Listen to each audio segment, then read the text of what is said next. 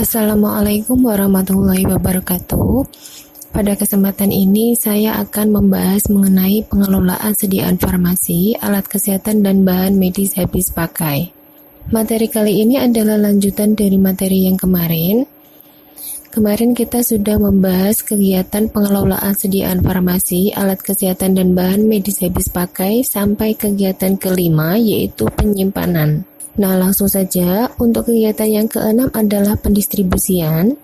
Pendistribusian yang dimaksud di sini adalah kegiatan menyalurkan atau menyerahkan sediaan farmasi, alat kesehatan dan bahan medis habis pakai dari tempat penyimpanan kepada unit pelayanan atau pasien dengan tetap memperhatikan mutu, stabilitas, jenis dan jumlah dan ketepatan waktu. Pendistribusian ini harus dapat menjamin pengawasan dan pengendalian sediaan farmasi, alat kesehatan, dan bahan medis habis pakai. Adapun pendistribusian di unit pelayanan ada 4 cara yang dapat dilakukan. Yang pertama adalah sistem persediaan lengkap di ruangan. Yang kedua adalah sistem resep perorangan. 3. Sistem unit dosis. Dan yang keempat adalah sistem kombinasi. Nah, kita bahas satu persatu. Yang pertama yang akan kita bahas adalah sistem persediaan lengkap di ruangan.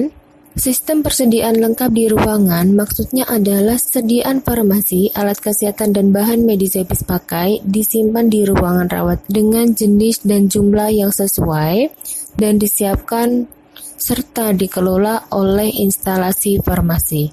Apabila petugas farmasi tidak ada, maka tugas pengelolaan diserahkan kepada penanggung jawab ruangan, dan ini berlangsung setiap hari. Setelah ada petugasnya, baru pelimpahan kepada petugas farmasi. Seorang apoteker harus menyediakan informasi, peringatan, dan kemungkinan interaksi obat pada setiap jenis obat yang ada di ruangan. Nah, itu untuk penjelasan yang pertama. Selanjutnya penjelasan sistem yang kedua, sistem resep perorangan.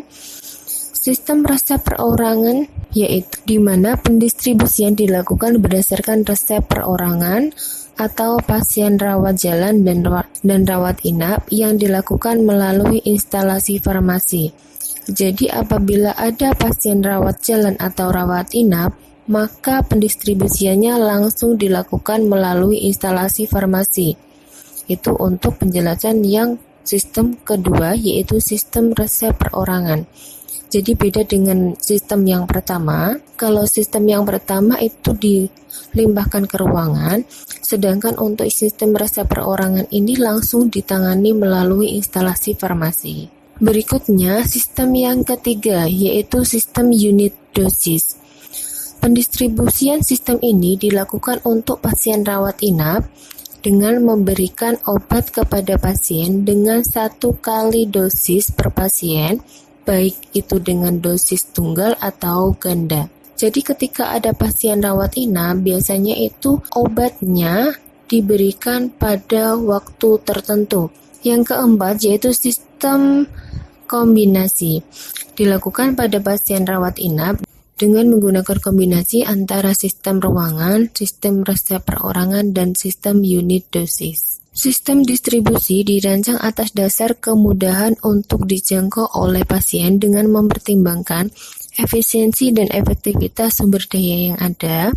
Dan yang kedua adalah metode sentralisasi atau desentralisasi. Kegiatan pengelolaan yang ketujuh adalah pemindahan dan penarikan sediaan farmasi, alat kesehatan, dan bahan medis habis pakai. Pemusnahan dan penarikan ini harus dilakukan dengan cara yang sesuai dengan peraturan perundangan yang berlaku.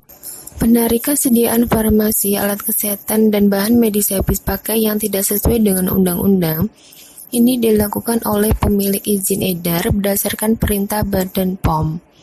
Atau bisa saja dengan inisiasi sukarela oleh pemilik izin edar dengan tetap memberikan laporan kepada BPOM. Pemusnahan dilakukan apabila mutu tidak sesuai, kadaluarsa, dicabut izin edarnya, dan tidak memenuhi syarat penggunaan. Adapun tahap pemusnahan ada 5 hal. Yang pertama adalah membuat daftar persediaan yang dimusnahkan, kemudian menyiapkan berita acara. Yang ketiga yaitu mengkoordinasikan jadwal dan metode pemusnahan. Kemudian yang keempat, menyiapkan tempat pemusnahan. Yang kelima adalah melakukan pemusnahan sesuai jenis, bentuk sediaan, dan peraturan yang berlaku. Kegiatan pengelolaan yang kedelapan adalah pengendalian. Pengendalian ini dilakukan oleh instalasi farmasi dan bekerja sama dengan komite atau tim farmasi dan terapi dari rumah sakit. Adapun tujuan dilakukannya pengendalian adalah supaya penggunaan obat sesuai dengan formularium rumah sakit dan penggunaan obat sesuai dengan diagnosis terapi. Yang kedua, untuk memastikan persediaan tidak terjadi kelebihan atau kekosongan, kerusakan, dan kadaluarsa. Nah, cara untuk mengendalikan persediaan yaitu dengan cara evaluasi persediaan slow moving atau dalam arti persediaan yang jarang digunakan, kemudian evaluasi persediaan selama 3 bulan berturut-turut dan stok opnam secara periodik dan berkala. Adapun kegiatan yang ke-9 adalah administrasi. Administrasi harus dilakukan secara tertib dan berkesinambungan untuk memudahkan penelusuran kegiatan yang sudah dilakukan. Adapun kegiatan administrasi ada 3. Yang pertama adalah pencatatan dan pelaporan, yang kedua adalah administrasi keuangan, dan yang ketiga adalah administrasi penghapusan. Untuk pencatatan dan pelaporan dibuat secara periodik oleh instalasi farmasi dalam periode tertentu.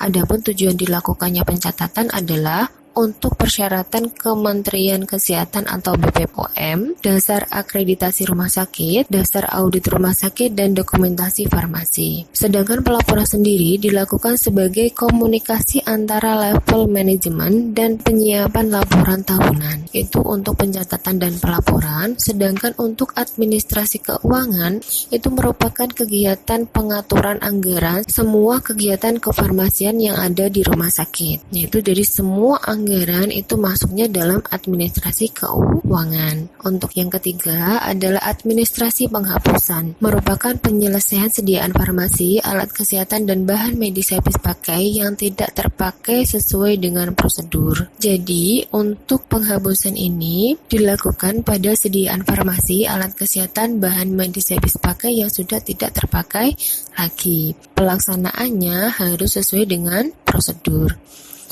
Nah, demikian untuk materi pengelolaan sediaan farmasi dan alat kesehatan. Sudah kita bahas semua dari mulai perencanaan sampai dengan administrasi. Semoga materi ini bermanfaat. Kurang lebihnya saya mohon maaf. Assalamualaikum warahmatullahi wabarakatuh.